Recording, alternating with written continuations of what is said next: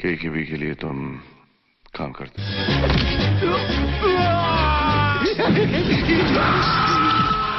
Assalamualaikum sahabat cerita puisi. Akhirnya Mimin ulas film Sarukan Sang Raja Aktor. Judulnya One to K4.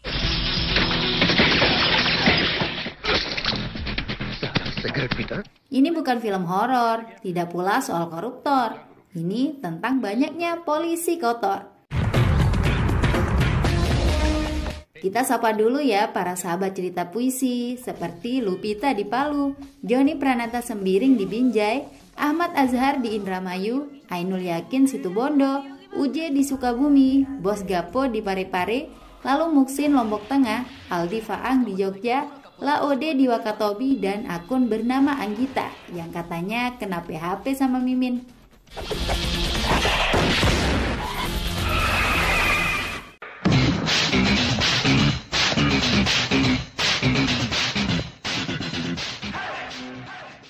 Arun Verma diperankan Sarukan adalah polisi pasukan khusus yang jujur dan pemberani. Dia tidak mengenal rasa takut. Arun masih muda dan tinggal bersama temannya, Campa, yang masih menganggur. Arun akrab dengan seniornya di kantor yang sudah dianggap seperti kakak sendiri, Japet Abbas, diperankan Jackie Shroff. Japet seorang duda yang merawat anak-anaknya seorang diri dengan penuh cinta. Mereka tinggal di rumah dinas yang diberikan pemerintah. Anak-anak Japet tidak menyukai Arun, karena Arun sendiri sangat risih dengan keberadaan anak kecil. Itulah yang membuat Arun sering diusilin jika datang ke rumah Japet. Kepolisian saat ini menargetkan Krisankan Firmani alias Kakafi untuk ditangkap. Dia adalah gembong narkoba yang selalu lolos dari jeratan hukum. Hanya ada satu solusi, tembak saja, saran Arun yang membuat Japet emosi. Encounter. I want him alive.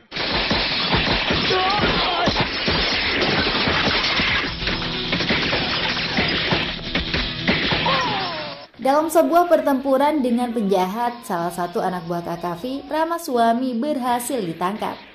Arun menghajarnya agar mau bekerja sama dengan polisi.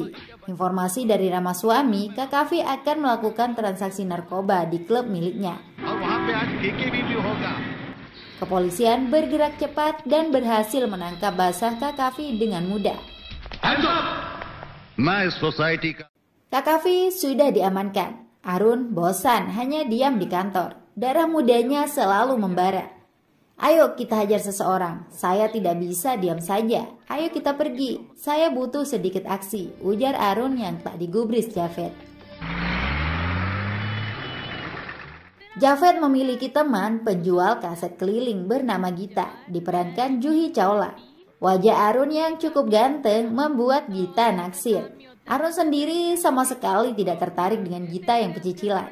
Namun saat Gita diganggu preman, mau tidak mau Arun menolongnya. Preman mah hanya butiran debu di mata Arun. Kakafi memang sudah ditangkap, tapi dia bisa bebas karena bukti-bukti yang dimiliki polisi dinilai lemah oleh pengadilan. Bagaimana tidak, barang bukti narkoba yang disita ternyata sudah berubah menjadi gula. Kakafi juga mengetahui anak buahnya yang telah berkhianat adalah Ramaswamy. Kakafi membakar tubuh Ramaswamy yang sudah menjadi informan polisi.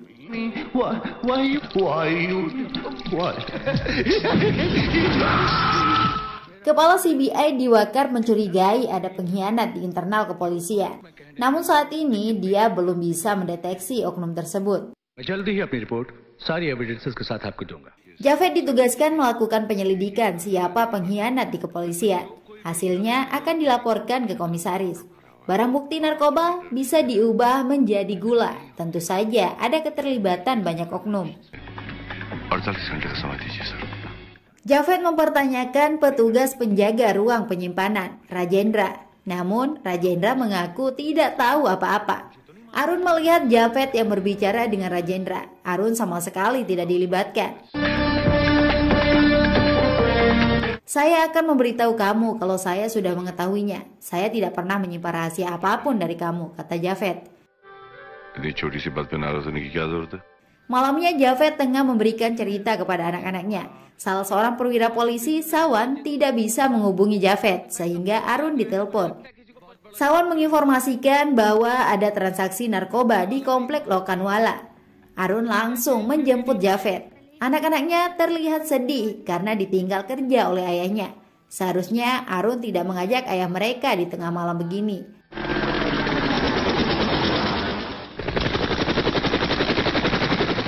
Pertempuran sengit langsung terjadi ketika polisi tiba di lokasi. Arun dan Javed tampil tanpa takut mati. Mereka adalah polisi jujur yang layak disegani.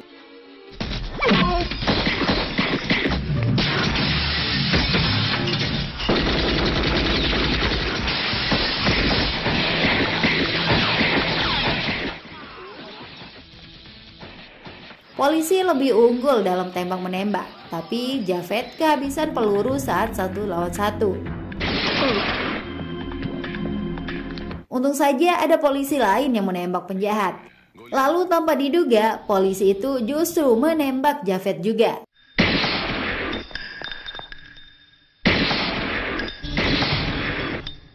Ya, Javed meninggal dunia di tangan polisi pengkhianat. Betapa kagetnya Arun ketika mengetahui tubuh Javed tersungkur, sudah terbujur kaku. Arun begitu terguncang, dia tidak pernah menduga Javed akan meninggal dalam penggerebekan itu. Paginya, Arun pergi ke rumah Javed. Anak-anak Javed langsung berlari keluar, mereka tidak mempedulikan Arun. Anak-anak hanya ingin bertemu ayah mereka. Anak-anak kebingungan karena ayah mereka tidak ada. Arun menatap dalam wajah-wajah polos itu. Dia bingung bagaimana caranya menyampaikan kabar duka bahwa ayah mereka sudah tidak ada.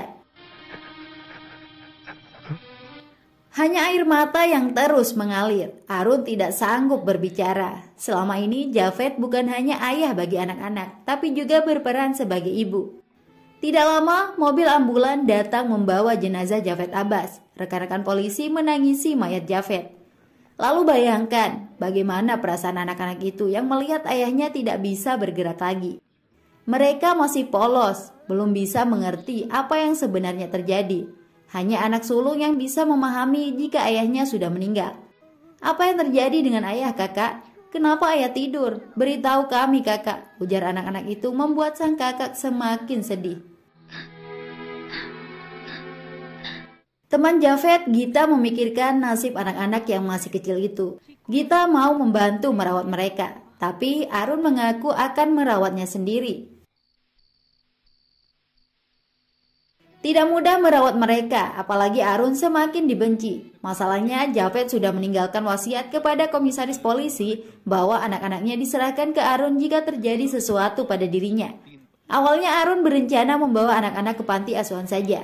Namun setelah melihat seperti apa kehidupan panti, dia mengurungkan niat. Arun kemudian meminta bantuan Gita untuk merawat anak-anak Javed bersama.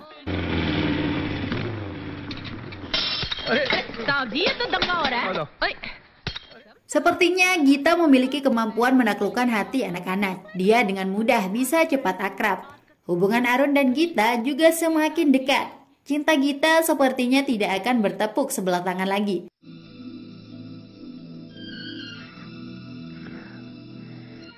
Keduanya bisa bekerja sama dengan baik, berperan seperti orang tua bagi anak-anak Javed.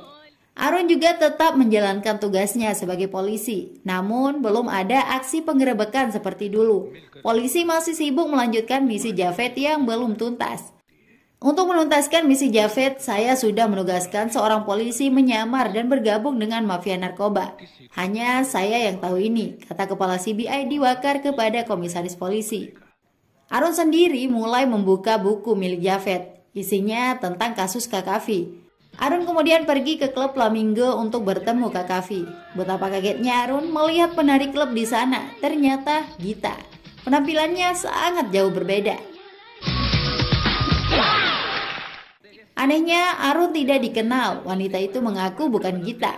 Kak Kavi juga keluar menemui Arun yang dianggap pengganggu.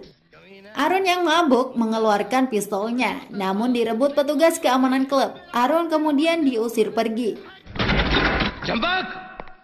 Selanjutnya, Arun pulang marah-marah. Dia heran, Gita sudah ada di rumah dan penampilannya juga berganti. Arun bahkan menampar Gita karena tidak mengaku sebagai penari klub. Gita menegaskan tidak pernah kemana-mana. Dia hanya di rumah saja dan bermain dengan anak-anak. Pengakuan anak-anak juga begitu, tapi Arun tetap tidak percaya. Dia yakin Gita bersandiwara. Keesokannya, Arun dikejutkan Kak Kavi yang berada di kantor polisi. Arun menjadi marah, ingin sekali rasanya menghajar gembong narkoba yang masih bebas itu. Arun menyiram wajah Kak Kavi dengan air. Komisaris polisi menghentikan ulah Arun. Rupanya kedatangan Kak Kavi untuk mengembalikan pistol Arun yang sempat disita anak buah Kak Kavi semalam. Arun diingatkan untuk tidak gegabah lagi. Dia juga harus menjauh dari klub Kak Kavi. Rekan kerja Arun, Sawan, mencoba membela Arun.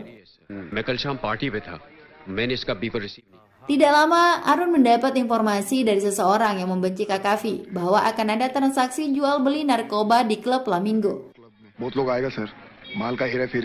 Malamnya, Arun bersama pasukan lengkap datang melakukan penggerebekan. Upaya itu gagal. Tidak ada narkoba ditemukan. Arun dianggap hanya pengganggu saja. Penari yang wajahnya mirip Gita kemudian melemparkan uang ke Arun. Arun merasa sangat dipermalukan.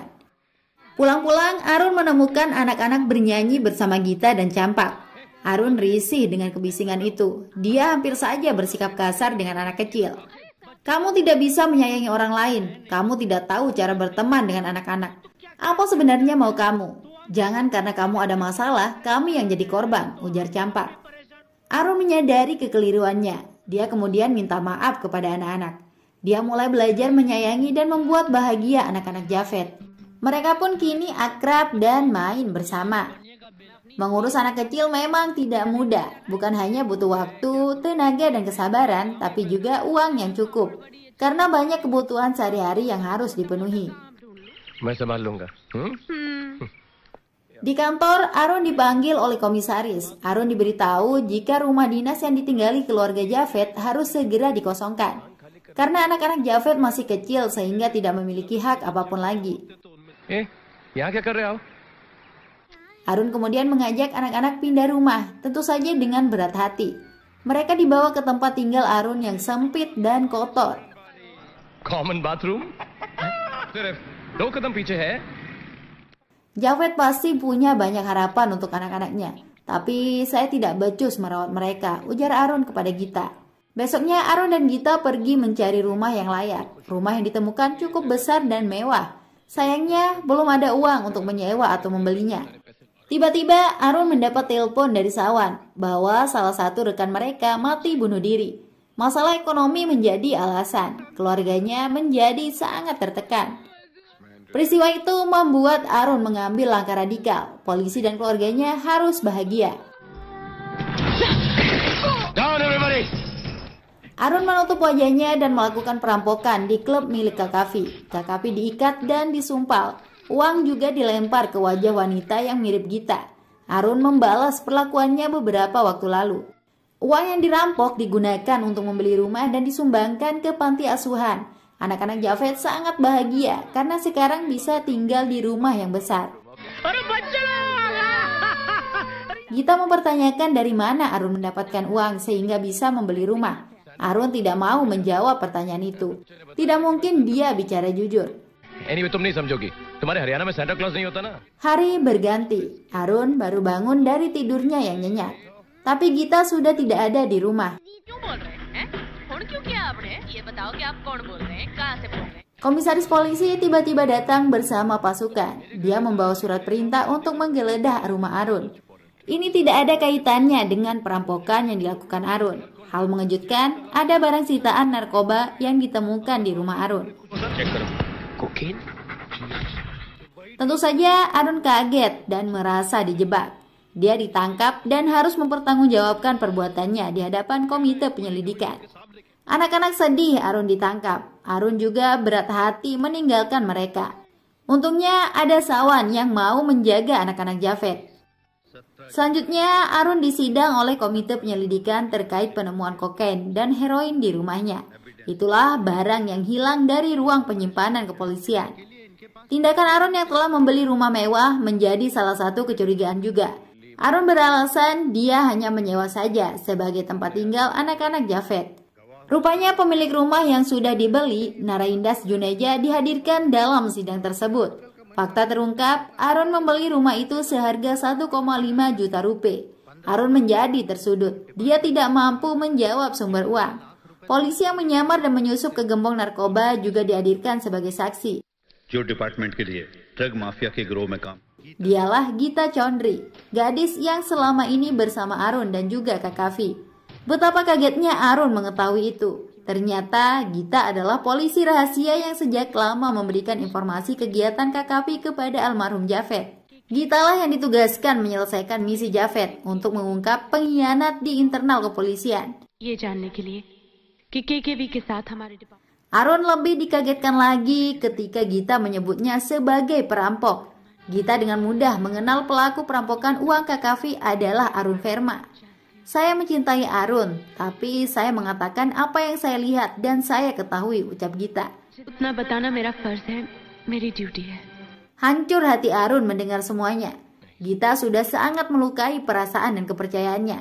Arun tidak peduli lagi apapun hukuman yang akan diterima. Dia dibebas tugaskan sampai penyelidikan selesai. Saat pulang ke rumah, Arun tidak bisa menyembunyikan kekecewaannya kepada Gita. Saya merahasiakannya dari kamu untuk mengetahui siapa pembunuh Javed. Saya ingin tahu siapa saja yang terlibat, tapi kamu malah merampok uang Kak Kavi, jelas Gita. Penjelasan itu semakin membuat Arun kesal. Menurut Arun, Gita sangat mengetahui mengapa dirinya melakukan perampokan.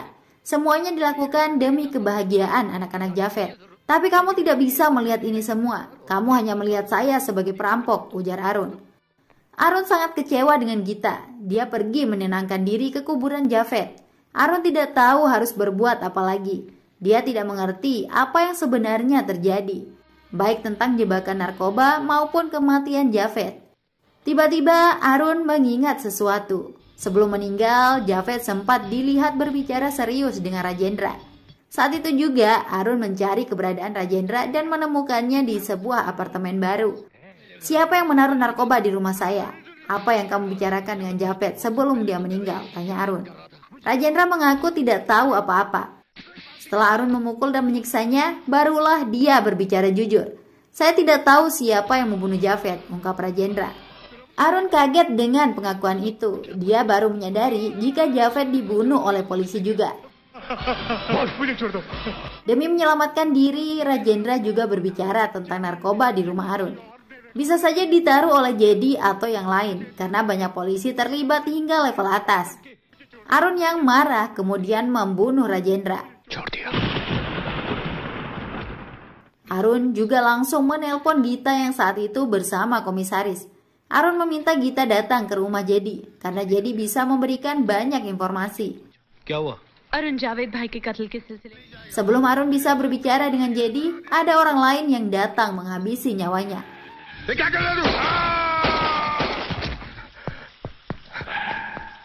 Arun melihat pelaku dan mengejarnya. Sebuah tembakan melukai kaki pelaku, tapi dia berhasil lolos.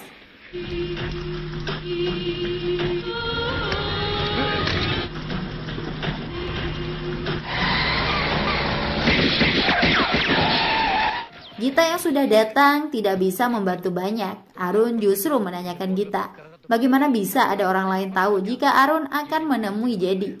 Saya tidak memberitahu siapapun. Tidak ada yang tahu, hanya saya dan komisaris saja yang tahu, jelas Gita. Arun langsung mencurigai komisaris sebagai dalang utama. Gita diminta menjaga anak-anak bersama Sawan. Arun sendiri pergi untuk membunuh komisaris. Gita langsung menghubungi Sawan, tapi ternyata Sawan adalah orang yang telah membunuh Jedi. Ya, Sawan yang selama ini terlihat orang baik, ternyata pengkhianat. Dia bekerja untuk Kak Kavi. Salah besar Arun mempercayakan Sawan menjaga anak-anak Javed. Sementara Arun sudah tidak terkendali. Dia menemui komisaris di rumahnya. Komisaris mengaku tidak tahu apa-apa, tapi Arun sudah tidak percaya siapa-siapa lagi. Komisaris memang tidak tahu apa-apa. Pembunuhan Javed dan jebakan untuk Arun, dalangnya Kak Kavi. Parahnya, Kak Kavi bekerja sama dengan kepala CBI Diwakar. Keduanya bermitra demi uang. Pantas saja Kak Kavi tetap bisa bebas menjalankan bisnis narkoba. Diwakar menjadikan bawahannya komisaris polisi sebagai tumbal saja. Sampai masalah ini mereda, saya akan pergi ke luar negeri untuk tugas resmi. Saya juga akan membawa semua narkoba sitaan dengan pesawat pemerintah, ucap Diwakar.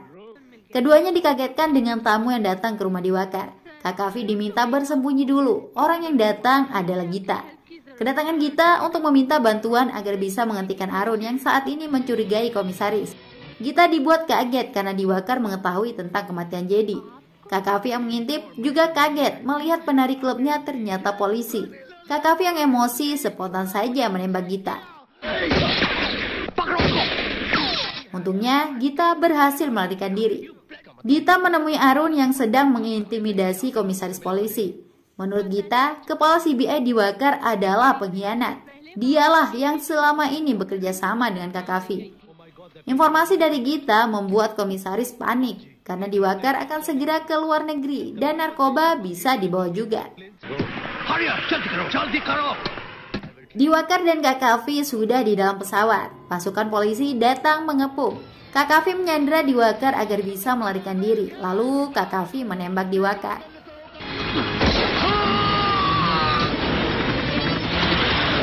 Arun bersama Gita menghentikan pesawat tersebut. Tembak-menembak tidak terhindarkan. Anak buah Kak Kavi juga cukup banyak di bandara.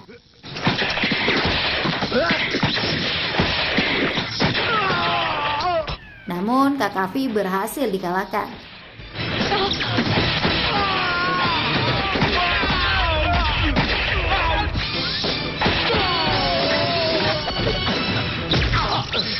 Saat itulah Kak Kavi mengungkapkan jika pelaku yang membunuh Javed adalah dari Departemen Kepolisian, yaitu Sawan.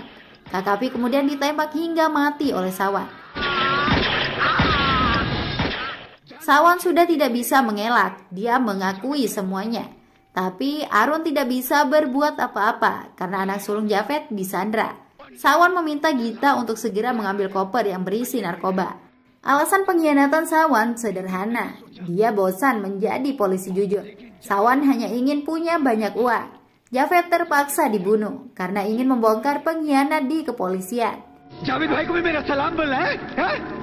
Sawan terus mengoceh. Momentum itu dimanfaatkan oleh Campak dan menyuruh anak-anak yang bersamanya untuk menubruk Sawan. Gita bekerja sama dengan anak-anak sehingga Sawan berhasil ditubruk. Arun langsung menumpahkan semua amarahnya. Sawan dipukul, dihajar, dan disiksa sepuasnya.